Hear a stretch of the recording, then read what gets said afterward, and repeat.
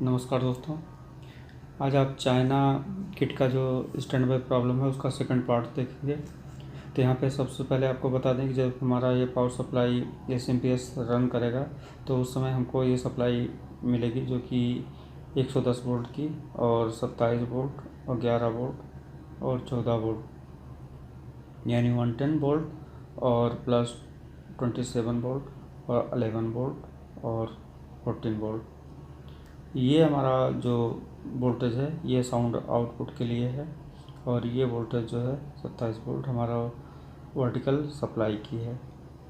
अब यहाँ पे आपको बता दें, जैसे कि कुछ लोगों का कमेंट था कि क्लियर नहीं दिख रहा था, तो हम इसे जूम करके आपको थोड़ा फास्ट में बताएंगे। तो यहाँ सबसे पहले आप देख लें, ये हमारी जो 11 वोल्ट की सप्लाई पहले बनती है, तो ये सीधे यहाँ से होते हुए ऐसे यहाँ एक रेजिस्टेंस लगा है 270 ओम का, यहाँ से यहाँ सप्लाई जाएगी। उसके बाद यहाँ पे एक 5 वोल्ट बनेगा। ये 5 वोल्ट यहाँ पे बनने के बाद ये सीधे जो हमारा कंप्लीट हुआ 5 वोल्ट। अब यहाँ पे आप देख लीजिए, ये सबसे पहले जाएगा, ये एलईडी लाइट है जो कि स्टैंड बाई को शो करता है। जब ऑन या ऑफ होता है उस कंडीशन में ये इंडिकेट करता है। अब यहाँ पे आप देखेंगे ये सप्लाई यहाँ पे इस सेंसर को भी जाएगा 680 ओम की एक रेजिस्टेंस लगा के, और फिर यही सप्लाई आप यहाँ पे देखेंगे तो इस मेमोरी आईसी को भी जाएगा जो कि इसकी 8 नंबर जो कि वीसीसी सप्लाई है। और यही सप्लाई 5 वोल्ट की ये आईसी जो सिस्टम आईसी है 8873, इसके 55 नंबर पिन और ये 9 नंबर पिन, यानी 9 और 55 को ये सप्लाई 5 को जाएगी। और इसके बाद आपको बता दें, ये तो हुआ हमारा जब स्टैंड बाई कंडीशन में, यानी कि यहाँ पे हम आपको सबसे पहले बताते हैं ये वर्क कैसे करेगा। यहाँ पे आपको इस आईसी के जो पिन नंबर 64 पे आप देखेंगे, यहाँ पे जैसे कि हमारा 4.9 वोल्ट आउट होगा, तो यहाँ पे जब आउट होता है तो इसको ये फॉरवर्ड बायस मिलता है, क्योंकि ये एक एनपीएन ट्रांजिस्टर है। और एनपीएन ट्रांजिस्टर जब वर्क करता है जब इसके बेस पे यानी पॉजिटिव सप्लाई मिलती है, तो ये एक स्विच की तरह ये काम करेगा। ये ऐसा समझ लें आप कि जैसे ये 5 वोल्ट यहाँ से इस एलईडी पे गया, इसके एनोड ये है एनोड पॉइंट। अब यहाँ पे इसके कैथोड पे जब इसको नेगेटिव मिलेगी तभी ये ग्लो होगा यानी जलेगा। अगर इसको यहाँ पे नेगेटिव नहीं मिलेगी तो ये नहीं जलेगा। अब इसको नेगेटिव कहाँ से मिलेगा, यहाँ से आप देखिए, यहाँ से पॉजिटिव है, यहाँ से नेगेटिव मिलना नहीं है। इसको नेगेटिव मिलेगा तो यहाँ से मिलेगा, और यहाँ से इसको नेगेटिव कब मिलेगा, जब इसके बेस पे फॉरवर्ड बायस आएगा। और फॉरवर्ड बायस कब आएगा, जब यहाँ पे जो है वोल्टेज 4.9 वोल्ट होंगे। यानी यहाँ पे जब वोल्टेज, ऐसा कर लीजिए कि अगर वोल्टेज हाई है या लो, मतलब हुआ यहाँ पे नेगेटिव सप्लाई। जब यहाँ पे कोई सप्लाई नहीं होगी तो ये ट्रांजिस्टर नॉर्मल कंडीशन में रहेगा। यानी इसे आप ऐसा समझ लीजिए, जब हमारा सेट नॉर्मल में होता है स्टैंड बाई रिलीज होने के बाद, तो उस समय जो है ये नॉर्मल कंडीशन में हो जाएगा, यानी ये ऑफ कंडीशन में हो जाएगा। इसको इस तरीके से डिज़ाइन किया गया है। इसीलिए हमें जब क्लियर करना होता है कि जब हमारा सेट स्टैंड बाई चल रहा हो, तो उस समय हमको अपना डाउट क्लियर करने के लिए यहाँ पे इससे हमको जो है ओपन करना होगा इस पिन को। अगर इसको ओपन करने पे हमारा यहाँ पे ये सप्लाई यानी रन हो जाती है और सेट हमारा चलने लगता है, तो ये प्रॉब्लम हमारा सिस्टम से है। और अगर यहाँ पे ओपन करने पे तो भी वही प्रॉब्लम है, ये स्टैंड बाई चल रहा है, तो हमें इस ट्रांजिस्टर को चेक करना पड़ेगा। तो और इसके बाद जो है, अगर आपको क्लियर करना है कि हमारा सिस्टम वर्क कर रहा है कि नहीं कर रहा है, तो उसके लिए आप यहाँ पे पिन को ओपन करें। उसके बाद यहाँ पे रिमोट से इसको पावर ऑन ऑफ की बटन दबाएं। उसके बाद यहाँ पे अप डाउन वोल्टेज चेक करें। अप डाउन वोल्टेज अगर सही है तो हमारा सिस्टम सही है। हमारा सिस्टम अगर सही है तो यहाँ पे ट्रांजिस्टर वर्क करना चाहिए। अगर ये ट्रांजिस्टर वर्क नहीं करता है तो इस ट्रांजिस्टर को आप चेंज कर दें। और अब यहाँ पे आप इस कंडीशन में आप देखें कि जैसे ये हमारा यहाँ पे जो है नेगेटिव सप्लाई हुआ, ये हमारा नॉर्मल कंडीशन हुआ। यहाँ पे जो है positive supply I. Positive supply आने के बाद ये जो बंद हो जाएगा, ये स्टैंड बाई लाइट। वैसे कई डिज़ाइन किए जाते हैं कई, लेकिन हम इस चाइना किट पे विशेषकर बताए हैं। और बाकी और भी सप्लाई जो कि अलग अलग कंडीशन में डिज़ाइन की जाती हैं, उनके वर्किंग वोल्टेज या वर्किंग सर्किट अलग अलग होती है। उसका अगर आपको आवश्यकता होगा तो हम अलग किसी कंपनी का फिर से बता देंगे, लेकिन फ़िलहाल आज चाइना का ही आप देखें यहाँ पे। अब यहाँ पे आप देखेंगे तो ये जो है यहाँ पे ये हमारा नॉर्मल कंडीशन, जब यहाँ से पॉजिटिव सप्लाई होगी तो यहाँ से सीधे ये फॉरवर्ड बायस की तरह ये रेजिस्टेंस से होते हुए यहाँ भी आएगा, और यहाँ से आते आते यहाँ पे देखिए यहाँ पे भी आएगा।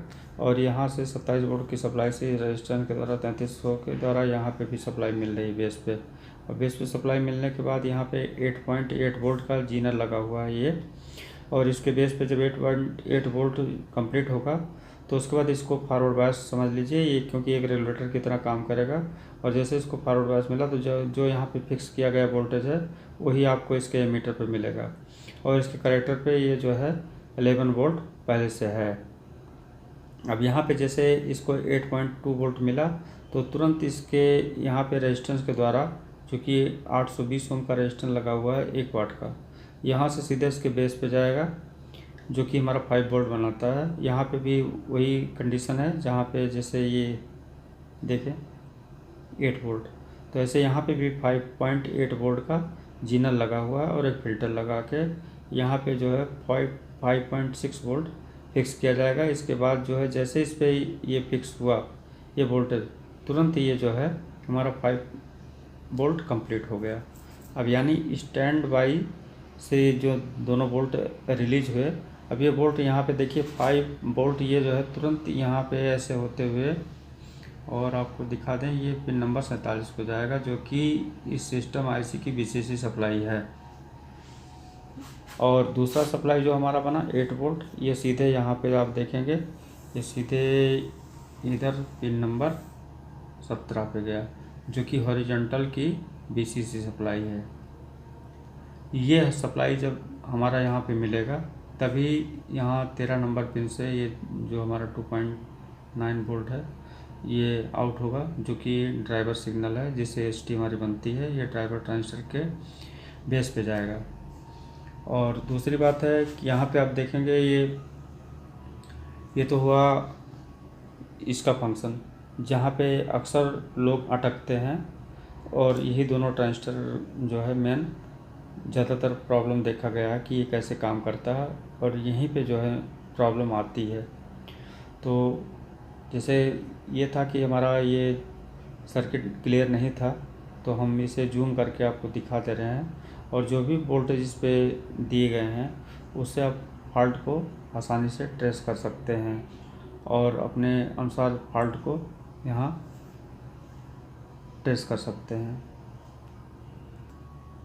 अब यहाँ पे देख लें स्टैंड बाई में आने वाले प्रॉब्लम जो हैं, कभी कभी हमारा कीबोर्ड से जो कुछ मॉइस्चर आ जाते हैं बटन में, उस कंडीशन में भी यहाँ पे पिन नंबर 3 पे जो कि की इनपुट पिन है, यहाँ पे उसका जो कुछ ऐसे पल्स आ जाते हैं जिससे हमारी स्टैंड बाई कंडीशन में हो जाती है। तो वहाँ पे सारे बटन को ओपन करके या तो इस बटन यहाँ पे इस पिन को अगर कट करके आप उस फॉल्ट को देख सकते हैं। और दूसरा कंडीशन है यहाँ पे जो है ये वोल्टेज आप ध्यान से देख लें, ये रीसेट पिन है, जो कि रीसेट पिन इसका 5 नंबर है। यहाँ पे इस वोल्टेज को आप टेस्ट कर सकते हैं। यहाँ पे जो है इसका जीनर का अधिकतर फॉल्ट आता है, और इसके जो ट्रांजिस्टर और ये कुछ रेजिस्टेंस हैं जिसकी आप वैल्यू शिफ्ट हो जाती है तो भी ये प्रॉब्लम आता है। और दूसरा और ये है कि एक क्रिस्टल जो लगा है यहाँ पे आपको बता दें जो 22 pf का ये है, यहाँ पे भी ये प्रॉब्लम कभी कभी क्रिएट करता है, तो काफ़ी प्रॉब्लम आ जाती है। और कभी कभी सेट अपने आप नॉर्मल चलने लगता है, कभी कभी अपने आप स्टैंड बाई प्रॉब्लम में हो जाएगी, और फिर कुछ दिन बाद कभी कभी आता है, तो उस कंडीशन में भी ये दिक्कत आती है। और एक प्रॉब्लम और आपको बता दें, जैसा कि ये क्रिस्टल जो है ये आपका कभी कभी देखे होंगे तो ब्लैक एंड वाइट पिक्चर आता है, तो उस कंडीशन में हम डीटीएच से या और भी NTSC पाल सीकेम का मेथड अपनाते हैं, लेकिन वहाँ तब भी नहीं दूर होता। लेकिन यहाँ पे आपको बता दें, ये बहुत ही टिपिकल फॉल्ट है। इसे आप चेंज कर देंगे, नया लगा देंगे, तो हमारा कलर आने लगेगा और फॉल्ट ओके हो जाएगी, क्योंकि ये बहुत ही इम्पोर्टेंट फॉल्ट है। कई बार देखा गया है कि कई कंडीशन में कलर कभी कभी आ जाते हैं और कभी कभी गायब हो जाता है। तो उस कंडीशन में हमने जो इस फॉल्ट को टेस्ट किया था वो आपको शेयर कर रहा हूँ। यहाँ आप एक कंडीशन बस केवल इस क्रिस्टल को चेंज कर दें, क्योंकि कुछ लोग अगर यहाँ पे मेमोरी को चेंज करते हैं या करते हैं तो भी जो है ये फॉल्ट जाता नहीं है। और दूसरा कंडीशन, यहाँ पे इस वोल्टेज को आप ज़रूर टेस्ट करें। अगर कोई स्टैंड बाई प्रॉब्लम या और भी कोई सिस्टम संबंधित प्रॉब्लम आता है तो ये जो वोल्टेज आपको दिए हैं, इस वोल्टेज से आप फॉल्ट को आसानी से टेस्ट कर सकते हैं। तो आज की वीडियो में बस इतना ही, मिलते हैं नेक्स्ट वीडियो में। थैंक यू दोस्तों। अगर आप लॉकडाउन में हैं तो आप हमारे चैनल के मेंबरशिप लें, जो कि आप मेरे चैनल पे जाएंगे तो सब्सक्राइबर के बगल में एक ज्वाइन बटन है, उसे आप प्रेस करेंगे तो कुछ ऑप्शन है, उसे फॉलो करना पड़ेगा और उसके बाद हमारे चैनल की मेंबरशिप आपको मिल जाएगा। और उसके बाद जो आपको वीडियोज़ मिलेंगी वो एक स्पेशल वीडियो होगी, और जो कि आपके अनुसार जो भी आपके वीकनेस होंगे, जो उसका वीडियो आपको मिलेगा वो एक मेंबरशिप को ही मिलेगा, बाकी आम लोगों के लिए नहीं, आम पब्लिक पे नहीं वो शो होगा। और वो इसलिए किए हैं क्योंकि टेलीग्राम पे हमने देखा है वीडियो ठीक से प्ले नहीं हो रहा था, इसलिए हमको इस ऑप्शन पे जो ट्रायल किए हैं वो बहुत बेस्ट और बेटर है। और अगर यहाँ पे कोई प्रॉब्लम आता है तो हम एक वीडियो का लिंक दे दे रहे हैं डिस्क्रिप्शन में, वहाँ पे आप जाकर उस वीडियो को आप देख लें कि कैसे कैसे वहाँ पे क्या करना होगा ज्वाइन बटन के लिए, और आप उसी के अनुसार यहाँ पे करेंगे तो यहाँ हमारे जो चैनल की मेंबरशिप आपको आसानी से मिल जाएगी। और जो भी इस पे वीडियो मिलेगा आपको, वो मेरा वादा है कि आपको फिर आगे कोई प्रॉब्लम नहीं होगी, क्योंकि हमने जो मेन टॉपिक पे तैयार किया है, जैसे कि LED LCD की बैकलाइट पे विशेषकर वीडियो है, और इन्वर्टर के जो मेन टॉपिक हैं उस पे है, स्टेबलाइज़र के है और CRT के भी हैं, और जो भी हमारे पास ऑडियो सिस्टम के जो विशेष उसके इक्वलाइज़र से लेकर ये आउटपुट तक के उसमें कैसे काम करता है, और उसका मेन क्या क्या उसमें कैसे कैसे हमारा वर्किंग है, LCD LED TV के पैनल की जो LVDS कनेक्शन है उसके बारे में, HD फुल HD जितने भी उसके डिटेल हैं वो आपको इस वीडियो में मिलेगा। वो भी एक पिन की जो है फुल डिटेल के साथ, वो कैसे काम करता है और कहाँ पे हमको कैसे यूज़ करना है। ये मेंबरशिप 1 महीने का होगा। अगर आप बढ़ाना चाहेंगे तो आगे आप बढ़ा सकते हैं, आपके पास एक मैसेज आएगा, और अगर आप नहीं बढ़ाएंगे तो वहाँ पे मेंबरशिप आपका ख़त्म हो जाएगा। तो कहने का मतलब कि यहाँ पे कोई बहुत बड़ी बात नहीं है, और ये मेरा पहला कदम है यूट्यूब पे जो ज्वाइन बटन को लेकर है। आने वाले समय में